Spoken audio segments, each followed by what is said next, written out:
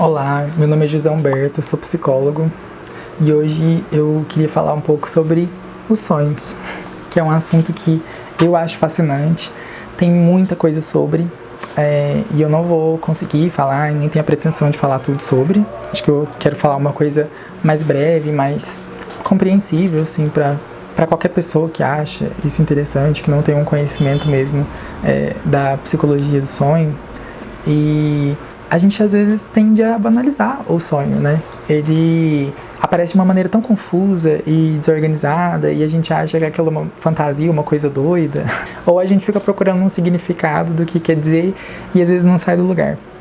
E o sonho, ele realmente é um lugar que acontece quando a gente está inconsciente, não é? Quando a gente está dormindo e a consciência, ela tem uma perda de energia. A consciência, ela tá rebaixada, não é rebaixada a minha palavra, né?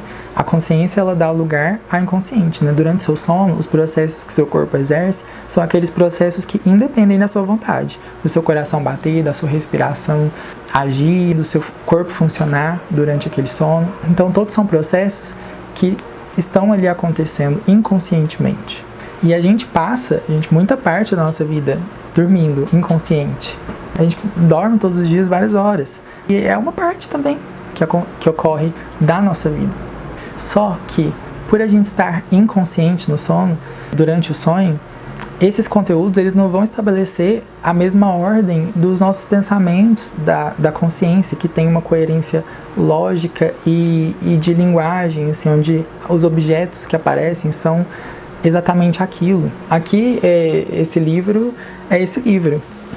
Mas num sonho, a linguagem que o sonho utiliza para falar com a gente, ela não é uma linguagem objetiva e ela é uma linguagem simbólica. O sonho comunica com a gente por uma linguagem de símbolos. E o que é um símbolo? O símbolo é algo que vai representar uma ideia e algo mais abstrato. Não é algo do concreto no sonho. Por exemplo, eu pensei no exemplo para falar de uma aliança, o anel. O anel, um objeto, ele é um anel. E ele serve para colocar no dedo. Mas aquilo, simbolicamente, representa algo muito mais abstrato. Representa um compromisso, uma união, um afeto. E isso pode se dar de várias maneiras. É uma ideia mais abstrata, que ela não é concreta e material. E às vezes, num sonho, pode aparecer uma imagem, sei lá, de um cachorro ou de uma praia. E não necessariamente aquilo vai estar dizendo respeito a esses objetos na sua concretude, mas de maneira simbólica. E às vezes eles podem aparecer representando estruturas psíquicas que nós temos, interiores. E tão importante quanto entender o que são esses símbolos, o contexto do sonho, aquilo que acontece de enredo, as atitudes, as respostas do que foi acontecendo, os sentimentos, as reações, tudo aquilo é importante no material da análise do sonho. E ele sempre vai ser estudado junto com o contexto de quem sonha, porque essa produção do símbolo tem muito de pessoalidade também. Uma aliança, por exemplo, o mesmo objeto, pode significar para uma pessoa um compromisso e para outra significar outro tipo de coisa, ou um compromisso com outra coisa.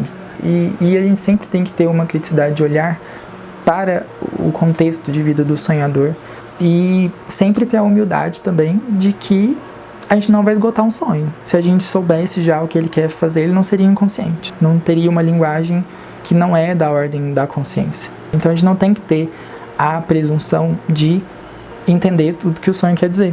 Não temos. Não vamos conseguir abarcar tudo. E às vezes é melhor a gente ter uma série de sonhos para a gente conseguir desenvolver melhor uma ideia sobre o sonho, para a gente poder revisar e compreender um caminho que às vezes a gente cometeu ali algum equívoco ou não estava tão claro. Numa série de sonhos isso costuma dar uma noção melhor. Outra coisa muito importante é que às vezes a gente fica apegado no significado das coisas do sonho, né? O que quis dizer e tudo mais. Mas Jung fala da função do sonho. E para além desse significado, do que querem dizer as coisas, ele foi notando que o sonho tem um motivo mais do que um simples significado.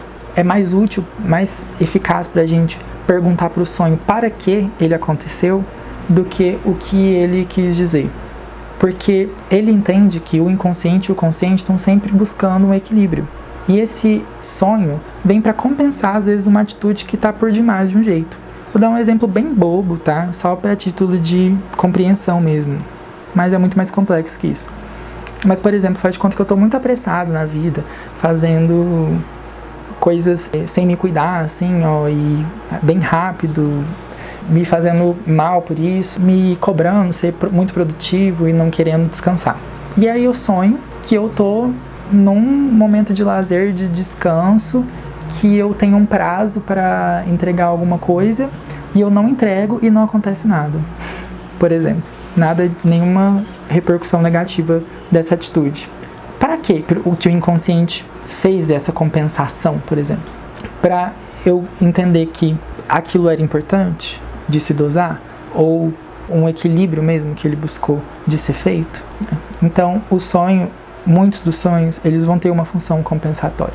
Mas também ele pode indicar em alguns momentos uma função prospectiva, ou seja, uma visão um pouco do futuro, dos caminhos que estão por vir. Mas por que isso, né? Magia? Parece alguma coisa muito sobrenatural, né? Falar sobre isso, mas não é. Quando a gente está consciente aqui, ó, atento ao mundo, a nossa atenção foca em alguma coisa. Mas várias coisas estão acontecendo ao meu redor e não necessariamente estou prestando atenção nelas. Mas o meu inconsciente capta. E às vezes a gente chama isso de intuição. A gente não tem um dado para falar que a gente sabe alguma coisa, mas intuitivamente a gente sabe aquilo. E o nosso inconsciente também tem várias informações. E às vezes ele organiza aquilo e nos mostra. E às vezes a gente sonha para onde as nossas atitudes estão nos levando.